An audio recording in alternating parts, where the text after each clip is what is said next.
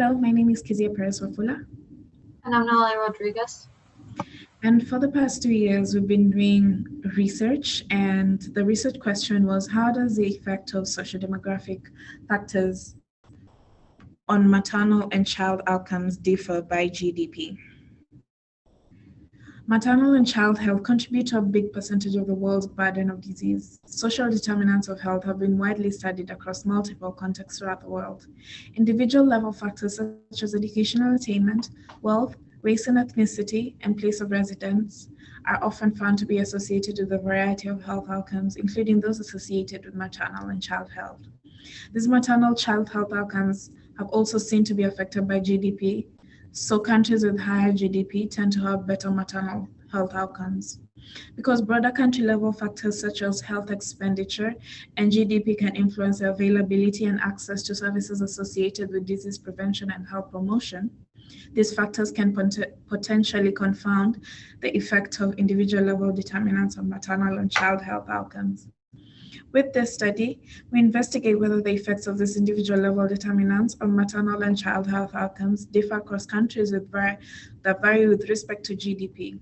In other words, we evaluate whether socio-demographic factors such as educational attainment, wealth, race or ethnicity, and place of residence have consistent effects on maternal and child health outcomes, or whether these effects are context-specific and differ across countries. To evaluate this research question, we conducted a stratified cross-sectional study using individual health survey data from the following countries, which all vary by GDP. Listed in order, these countries were Haiti, Uganda, Pakistan, Philippines, Peru, and the United States. We use data from the CDC survey systems for the year 2017-2018, and the survey systems we use are the National Health and Nutrition Examination Survey, NHANES, National Vital Statistics Survey System, NVSS, National Survey of Family Growth, NSFG, and for the other countries, we obtained the data from the Demographic and Health Survey Program from the 2018 record. For the demographic and socioeconomic indicators, we looked at location and urbanity. The definition of urban areas varies significantly among countries. In some cases, the definition is based on a population threshold or other measurable criteria.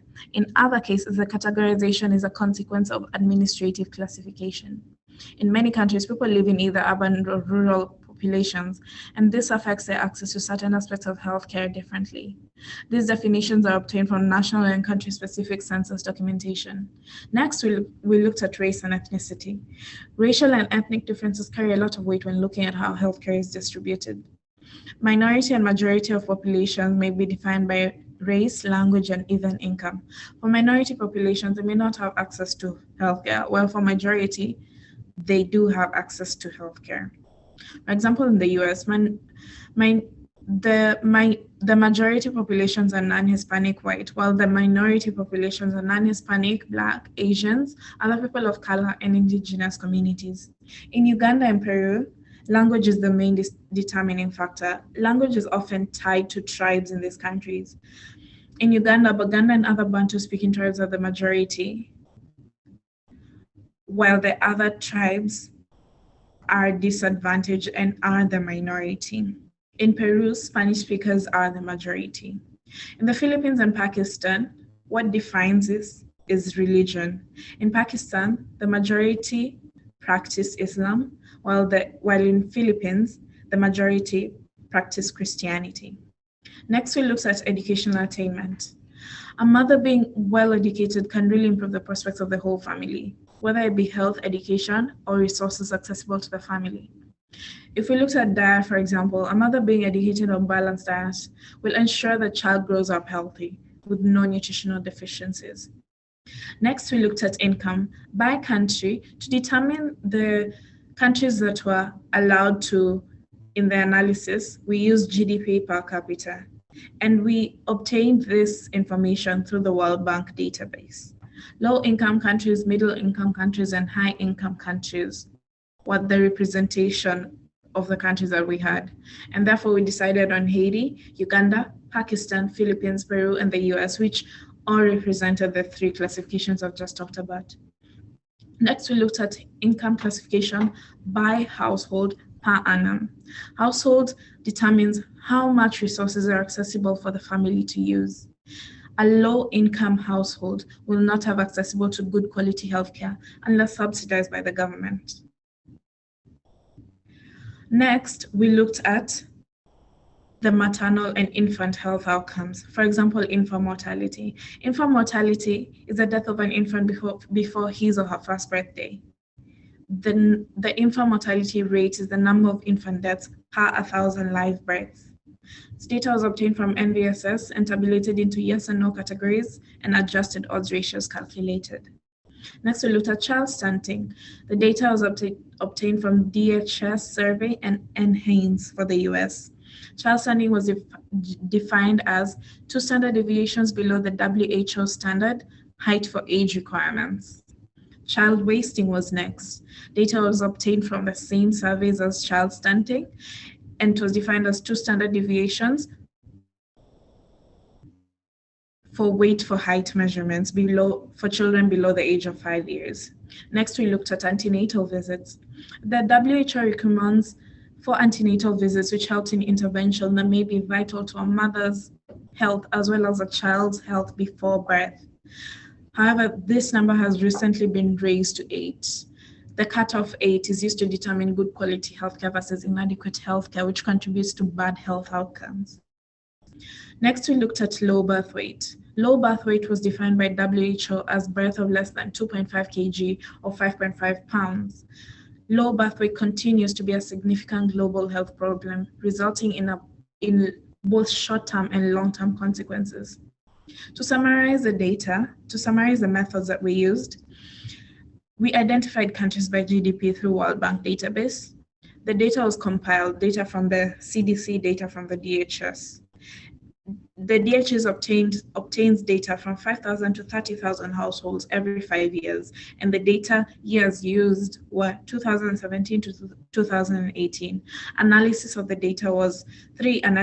data was conducted, and we calculated odds ratios. A stratified analysis of the indicators was conducted by country to obtain the odds ratios plots that will be shown below. So next we have results. Here we present results of our stratified analysis as they relate to the maternal health outcome of having at least 8 antenatal care visits during pregnancy. Along the x-axis, we show the different countries, and along the y-axis, the odds ratios and 95% confidence intervals associated with the effects of a particular socio-demographic factor on access to antenatal care. Confidence intervals that overlap with the null value of 1, which is this dashed line right here, indicate that there was no significant effect of that factor on antenatal care access for individuals in that specific country. If confidence intervals overlap among country-specific estimates, then we would conclude that the effect of that factor on antenatal care is the same across countries. If the confidence intervals do not overlap, then this indicates that the effect of this factor varies across countries. From these results, we can see that urbanity does influence antenatal care, specifically in the Philippines and Peru. In the Philippines, people who live in rural areas are less likely to complete 8 antenatal care visits during pregnancy, whereas in Peru, rural populations are more likely to have access to the recommended amount of antenatal visits. So this effect of urbanity differs by country. With regards to ethnicity in general, we see that minority populations are less likely to receive appropriate antenatal care, and that this effect was pretty consistent across all countries we evaluated. The higher the level of educational attainment, the higher the likelihood of achieving 8 antenatal care visits. Again, this effect was consistent across all countries, with Haiti showing the greatest benefit of higher education. This pattern was also seen with the effects of wealth on antenatal care access, which was also consistent across all countries. These results for infant mortality show that across countries, urbanity didn't really have an impact on infant mortality. Ethnicity also shows no significance in the Philippines and in Peru, but in Uganda, we can see that the minority populations have a lower chance of infant mortality, and in the US, we see minority populations are more likely to have infant mortality. Having a secondary education or higher demonstrates a lower chance of infant mortality, especially in Uganda, the US, and the Philippines, We can also see that higher education for Haiti can decrease infant mortality. Wealth in general shows consistency across countries, meaning it was not significant in regards to infant mortality. In general, low birth weight was not significantly associated with the socio-demographic factors we evaluated, and these non-significant effects were generally consistent across all countries. There are a couple exceptions worth noting. Ethnic minority groups were more likely to experience low birth weight in the US, and higher educational attainment reduced the odds of low birth weight in Pakistan and the Philippines. And higher wealth was associated with reduced odds of low birth weight in babies for Pakistan and Peru. For child stunting, Urbanity showed no difference country-wise due to the overlap in the intervals. However, Haiti is the only country whose interval was significantly below our null value of 1, meaning that the rural populations experience less child stunting as compared to the other countries. Ethnicity does not show significant difference country-wise, but shows being an ethnic minority will reduce the prospects of child stunting. For education, we can see that the higher the educational level attained by the mother, the lower chances of child stunting. Country-wise, the odds remain similar. The US has a wide confidence interval because the occurrence of stunting is very rare.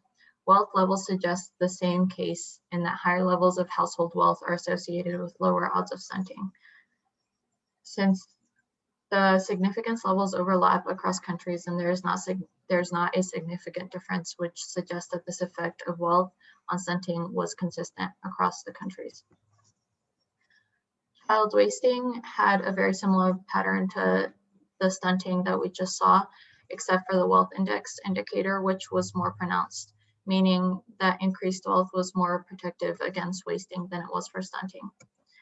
In summary, urbanity, ethnicity, educational attainment, and wealth were all associated with maternal and child health outcomes, though effects sometimes differed according to the specific outcome in question or by country.